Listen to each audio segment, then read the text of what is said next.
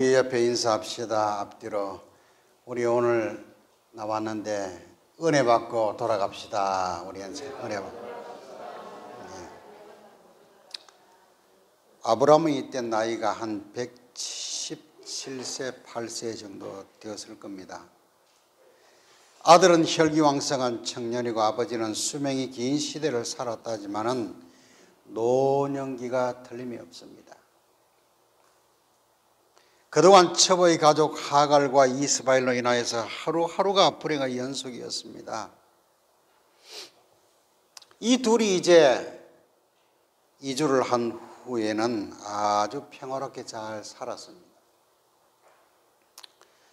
그러던 어느 날 청천벽력 같은 하나님의 요청이 아브라함에게 떨어진 거예요. 이제 남은 아들 이삭을 산채로 잡아서 불에 태워서 바치라는 겁니다.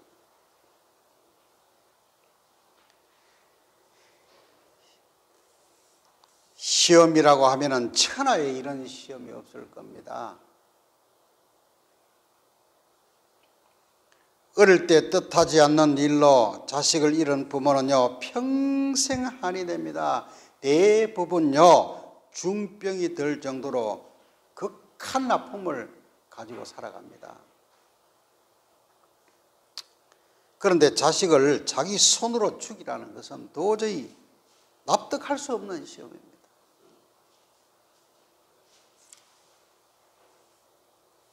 그런데 아버지와 아들은 이 큰 시험을 이겨냅니다. 사람들은 잘 모르는 것이 있습니다. 예수 믿으면 시험이 없는 줄로 아는데 천만이 옳시다.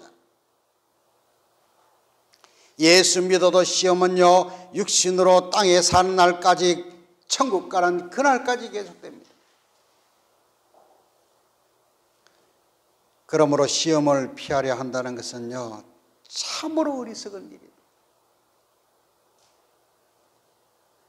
오늘 아버지와 아들 이삭은 이 큰 시험의 고개를 넘어버린 것입니다. 이 큰 시험의 고개를 넘었을 때 하나님의 사자가 한 말이 12절에 내 아들 독자까지도 아끼지 아니하였으니 내가 이제야 너가 하나님을 경외한 줄 아노라. 시험을 이길 때 여호와 하나님이 그의 믿음을 인정하십니다.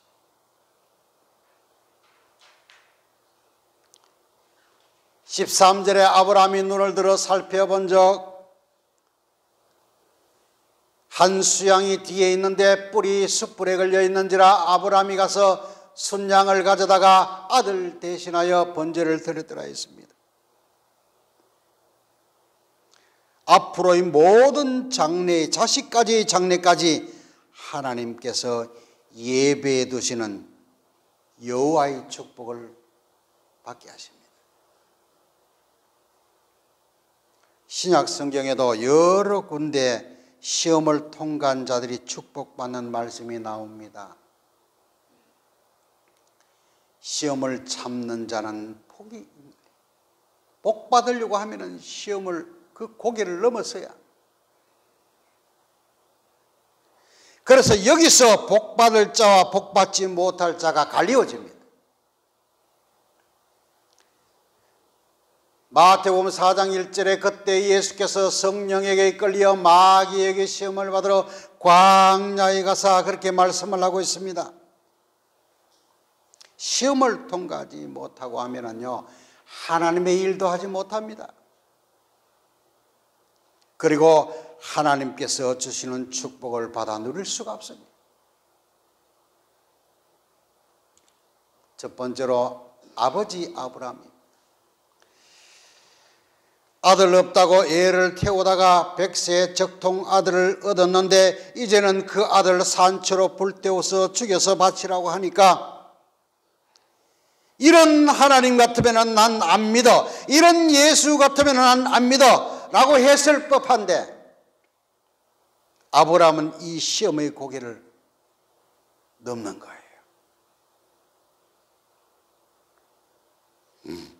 이 설교를 준비하다가 생전 우리 아버지 생각이 다시 났습니다. 한 교회에서 잘 믿는다고 하는 장로님 집에 시집을 보냈더니 임신한 며느리를 얼마나 혹사시켰는지 퉁퉁 부어서 죽어버렸습니다.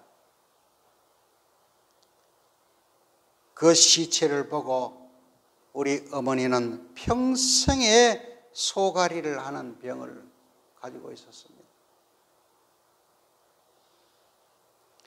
저런 인간들이 예수 믿는다고 하면 난 안 믿어.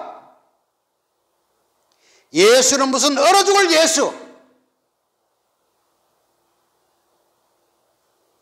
자식들 보고 주일학교 다 출신들인데 너희들 교회에 나가다가 걸리면 내 눈에 띄면 죽인다. 아버지가 그랬어요.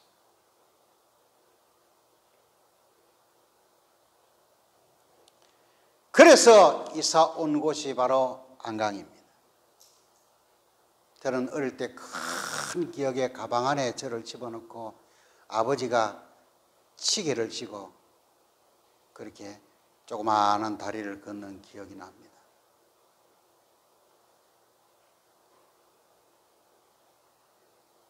온 집안이 병으로 우환으로 쑥대밭이 되었습니다. 저는 생전에 천국 가시는 그날까지 자주 아버지가 우시는 것을 보면서 자라났습니다.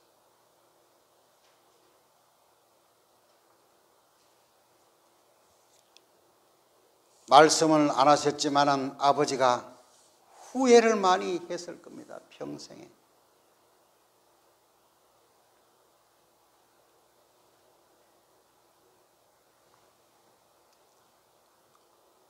삼절에 아브라함이 아침에 일찍 일어나 나귀의 안장을 지우고 두 종과 그의 아들 이삭을 데리고 번제설 나무를 쪼개가지고 떠나 하나님이 자기에게 일러주시는 곳으로 가더니 잠시 고민하다가 즉시로 순종합니다. 나와 아들의 생명도 하나님이 것이니 하나님께서 달라고 하면은 어쩔 수 없는 일이 아닌가 순종합니다. 욥기서에 보면은 13장 15절에 그가 나를 죽이실지라도 나는 그를 의뢰하리니라고 했습니다. 하나님이 자기를 질병으로 죽여도 나는 하나님을 부인하지 않겠다 합니다.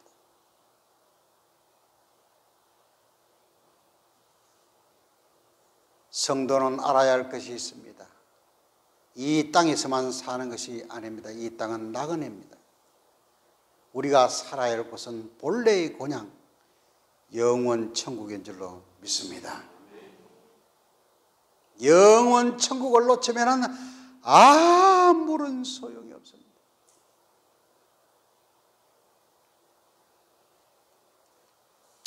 아브라함도 직진남이지만은요, 욥도 보면은 직진남이라 뭐 뒤로 물러가는 거 없습니다. 시험이 오면은요, 시험을 뚫어 버립니다. 큰 산이 나를 막으면은요, 다이너마이트를 써서 터뜨려 버립니다. 마가복음 9장 23절에 귀신 들린 아들을 고쳐달라며 하실 수 있거든 고쳐주세요 했더니 예수님께서 이러시되 할 수 있거든이 무슨 말이냐, 믿는 자에게는 능치 못할 일이. 예수님도 직진남이라.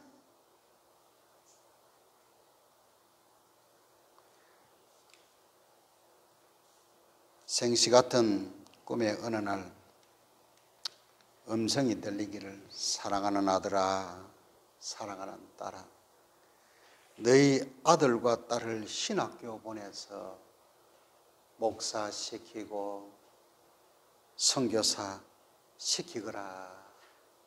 대추밭 한약 빵빵빵.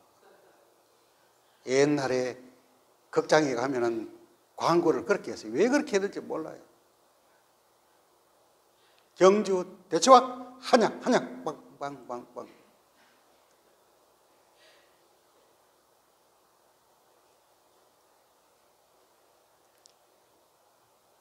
나는 다른 건 순종하는데 그건 절대로 순종을 못해.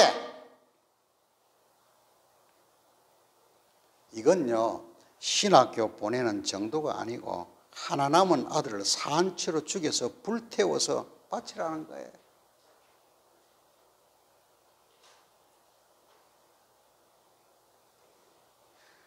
이 말할 수 없는 큰 시험 앞에서 잠시 놀라다가 마음을 가다듬고 적각 순종하는 아브라함입니다. 사람들은 그래요. 기도할 때 아브라함의 축복을 주시옵소서. 아브라함의 순종이 있어야 합니다.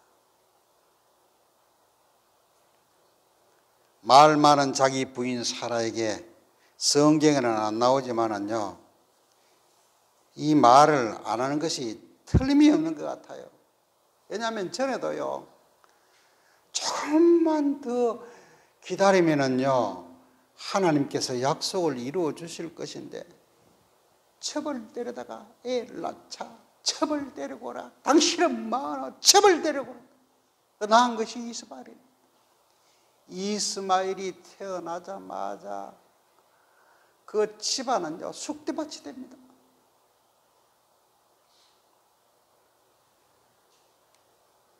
그런 부인한테 하나님께서 계시하셨는데 아들 이삭을 산채로 각을 떠서 불태워서 죽여서 바치라고. 그 여자가 어떻게 하겠습니까? 이놈의 영감탱이야, 미친놈아, 니 죽고 내 죽자. 모리에사는 못 갔습니다.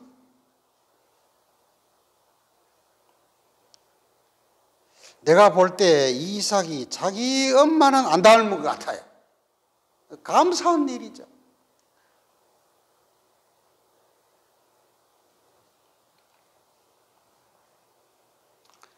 왜 하나님께서 아브라함에게 아들을 산채로 죽여서 불에 태워 바치라 했는가? 오골 성도들인 우리에게 말씀하고 계신 겁니다.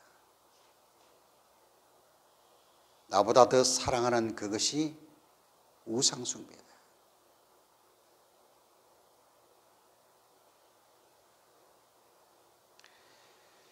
그것을 불태워 죽이라. 그리하면 너희를 축복해 주겠다. 그 마음의 그 우상숭배를 불태워 죽이라는 거예요. 없애버려.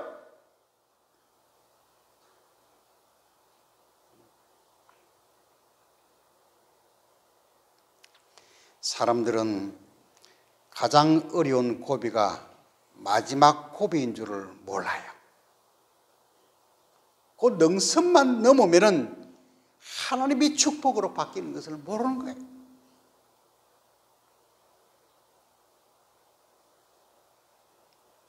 참 가슴 아픈 일이죠.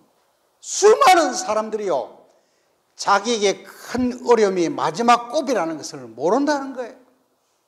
그것만 넘기면은 하나님께서 축복해 주시려고 기다리고 계시는 줄 모르는 거예요.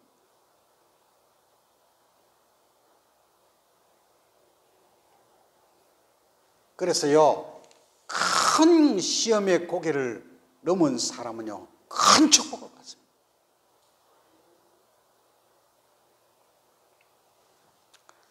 아브라함은 가장 어려운 이 고비를 넘긴 거예요. 이 고비를 넘기자마자 이 가정에 큰 축복을 하나님께서 부어주시기 시작을 합니다. 두 번째로 아들 이삭입니다. 이삭을 보면은요, 예수님이 생각납니다. 이사야 53장 7절에 그가 곤욕을 당하여 괴로울 때도 그 입을 열지 아니하였습니다. 마치 도수장에 끌려가는 어린 양과 틀 깎는 자 앞에서 잠잠한 양같이 그 입을 열지 아니하였도다.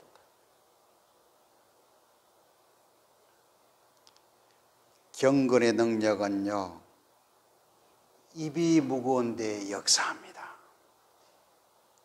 이런 사람 건드리면요, 큰일 나요.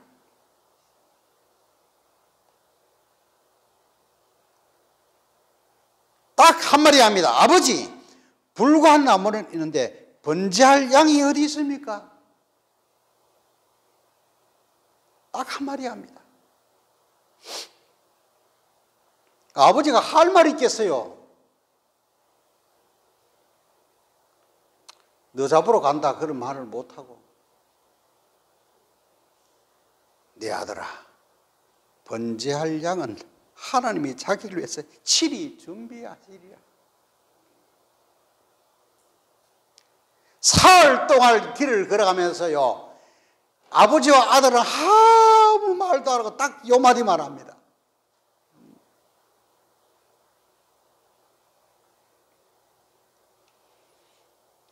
더 이상요 묻지 않습니다. 이미 뭔가요 초점이 이상하다. 이삭이 알았을 거예요.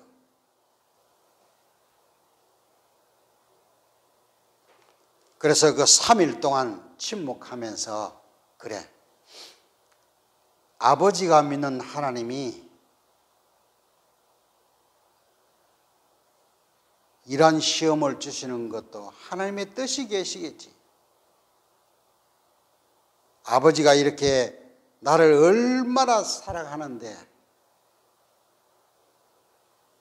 나도 거기에 순종해야지. 이 죽을 각오를 한 것 같아요. 사람이요, 이 죽는 사람 그 절대로 못 죽어요. 그 사람 가만 놔둬도 돼요. 그 신경 쓸 필요가 없어요. 엄마 나 이러면 내 죽어본다 그러면 가만 놔두면 돼요. 근데 사람이 갑자기 말수가 줄어들고 가만히, 이건 무슨 사람이에요? 사고 칠 사람이에요.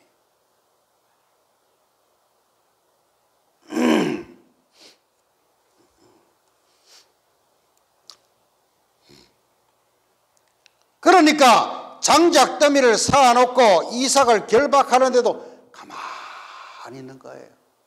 이미 작정을 한 거예요, 죽기로. 여러분 생각을 해보세요. 100세가 넘은 노인네가 발부둥 치는 청년을 어떻게 잡을 수가 있습니까?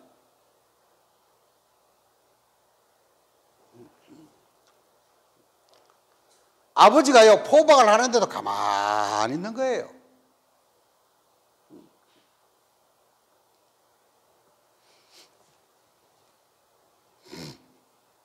아버지도 큰 시험의 고개를 넘겼지만은 이 아들도 큰 시험의 고개를 넘긴 것입니다. 그래서 큰 시험의 고개를 넘기는 자는요 큰 축복을 받습니다. 왜? 하나님께서 내가 이제야 너가 나를 경외하는 줄을 내가 알았다. 믿음을 인정하기 시작합니다.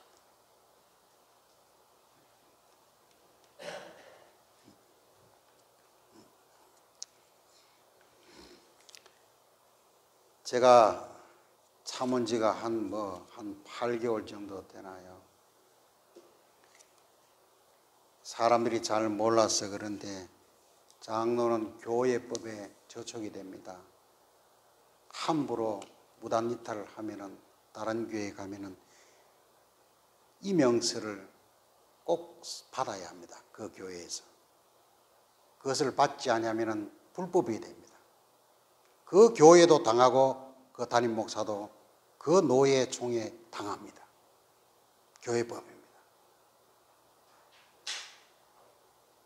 나는 가만히 입을 닫고 있었습니다.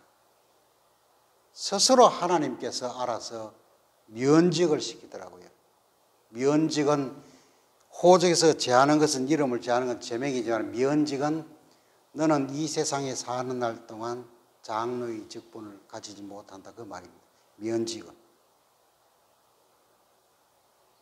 하나님께서 그렇게 시켜버리니까 나는 손을 안 대도 돼. 그래서 내가 추석 명절을 지나고 기도하고 그 교회에 내가 교회법에 있어서 담임 목사에게 보낼 겁니다. 당신들이 만약에 그 직분자로 선다면 고신총회에서 법에 걸릴 것이다. 알아서 해라. 나는 공을 넘겼으니까 당신들이 알아서 해라. 가장 큰 죄는 교회를 혼란케 한 죄입니다. 가장 큰 죄입니다.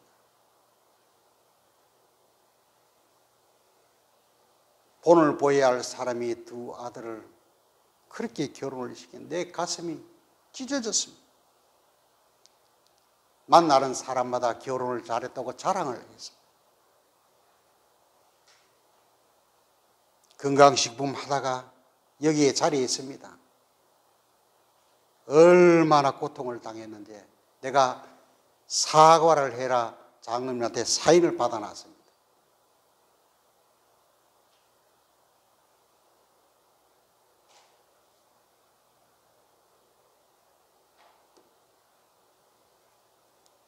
전도훈련 가가지고 다른 교인들이 다 욕을 했습니다. 약팔로 다니고 틈만 나면 다른 성도들은 목사님, 사모님 우리 요가 맛있는 거 같이 먹읍시다 하고 식사 시간 되면 모여가지고 이렇게 사람이 없습니다. 전부 다 입을 댔습니다. 그러나 저는 입을 열지 않았습니다.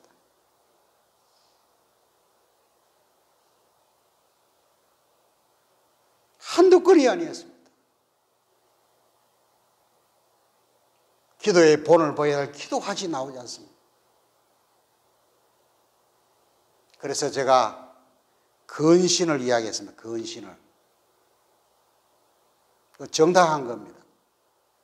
그래서 제가 이제까지 아무 말도 안 하고 참고 있다가 이것은 우리가 교회에서 처리할 문제다. 하나님이 이미 처리했으니까 제가 공문서를 작성해서 띄우려고 합니다. 그러면은 그 교회에서 좀 고민을 할 겁니다. 이걸 어떻게 처리해야 되느냐. 왜? 장로는 임명을 하면은 교회에서 임명서를 반드시 받아오라고 되어 있습니다. 그 전에 담임 목사의 도장이 찍혀요. 서울에서 어쩔 수 없이 경주로 이사 오면은 그건 봐줍니다.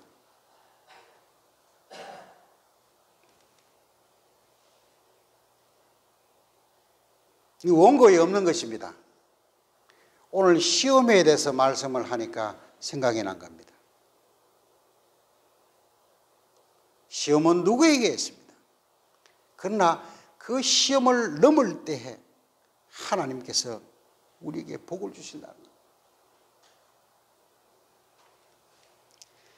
그래서 큰 시험의 고비를 넘기는 사람은요 큰 축복을 받고 작은 시험의 고비를 넘기는 사람은 작은 축복을 받는 것입니다. 그러니까 시험을 이긴 그런 만큼 하나님께서 장래를 축복해 주신다 그 말입니다.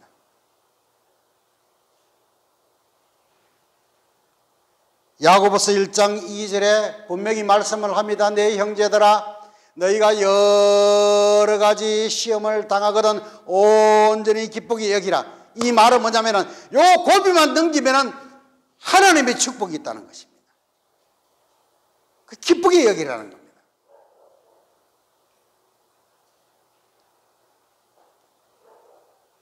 그러니까 너희에게 축복받을 찬스가 왔으니까 이걸 놓치지 말라 그 말입니다. 여러분 우리 믿음의 선진들이 얼마나 많은 시험을 당했습니까? 저와 같은 사람은요 말을 할 수도 없습니다.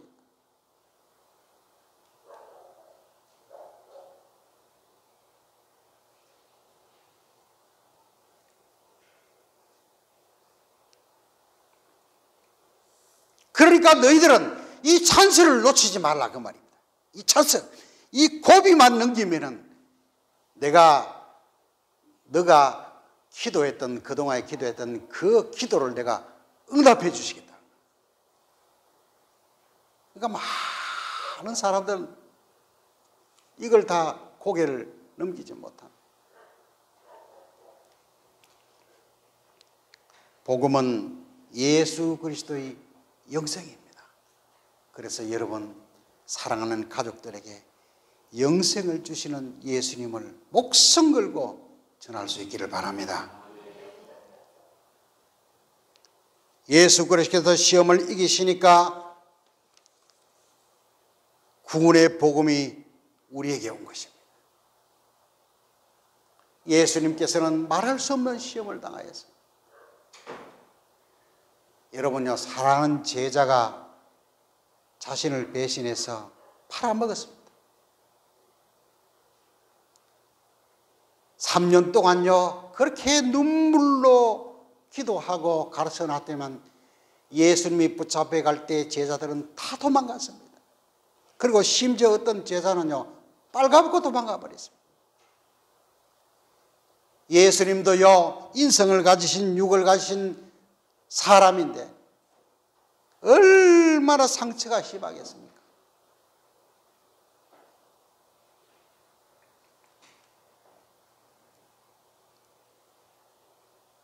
그래서 우리 아버지가 생각이 나는 거예요. 아버지가 그때 그래, 생명은 하나님의 것이니까 하나님께서 데려가시는 것도 하나님의 뜻이겠고, 그 상처를 스스로 치유하고 기도로 찬송으로 예배로 치유를 해버렸다고 하면 얼마나 좋았을까. 멀쩡한 아들이 3년 동안 대소배를 받아냈습니다. 시집간 딸은 정신이 왔다 갔다 했다가 자식을 낳으니까 자식도 정신이 왔다 갔다 하고, 공부를 그렇게 잘하는데 영어는 만점이라 만점. 그래서 정보부 개통에 시험을 치는데 시험은 무조건 합격이라. 근데 무조건 불합격이라. 그것도 모르고 계속해서 시험을 본 거예요. 조카가. 나중에 한 수년 동안 떨어지니까 그 정보부에서 부르더래요. 살 불러가지고, 누구누구 씨는 시험 그냥 그만 취소 이러더래요. 왜 그러냐고 하니까 정신병력이 있는 게 그 서류에 있기 때문에 안 된다는 거예요.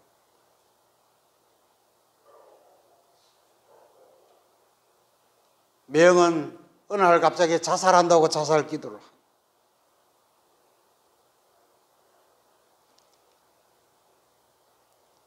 사랑하는 막내 아들은 무릎이 굽혀지지 않아서 뻗정다리가 되고,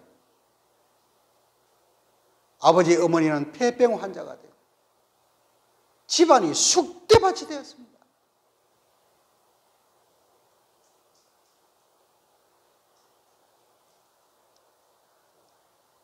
그래서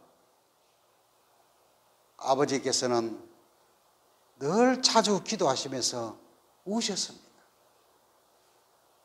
그리고 그 이후로 아버지 어머니는 내 앞에서 내 영혼이 상할까 봐 교회에 대해서 일체 말하는 것을 들어본 적이 없습니다.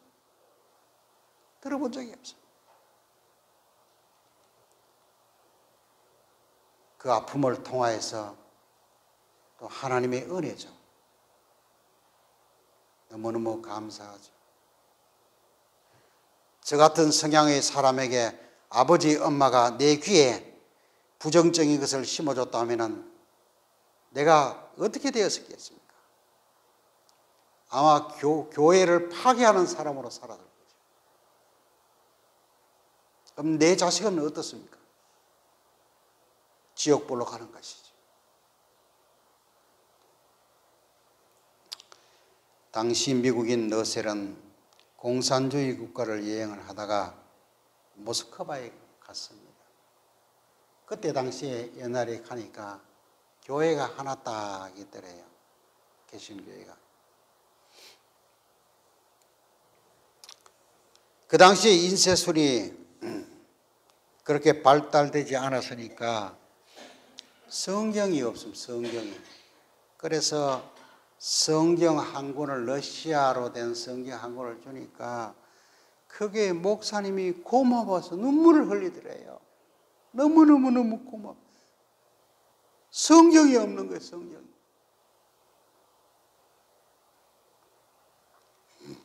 옛날에는요, 우리나라에도요, 조선시대에 아무리 가난하지만은 이 성경을 팔았습니다. 여러분은 그거 알고 계시는지 몰라요. 이게 인쇄술이 발달되지 않았기 때문에 성경이 이 활자된 이 책들이 너무 귀해가지고요, 이를 팔았습니다. 전도하면서. 여러분 그거 아세요? 공짜로 안 줬습니다. 그래도 그걸 갖다 구하려고요, 너도 나도. 어떤 사람은 한 달치 품삯을 저축해뒀다가 성경 한 권을 삽니다. 이런 것을 알고는 이 공산주의 국가, 옛날에는 그 소련이라고 그러죠. 정부 당국에서 성경을 팔기 시작해 대박난 돈벌이가 되는 거예요. 너도 나도 완전 막 성경 사겠다고 하는. 근데 그 성경을 팔면서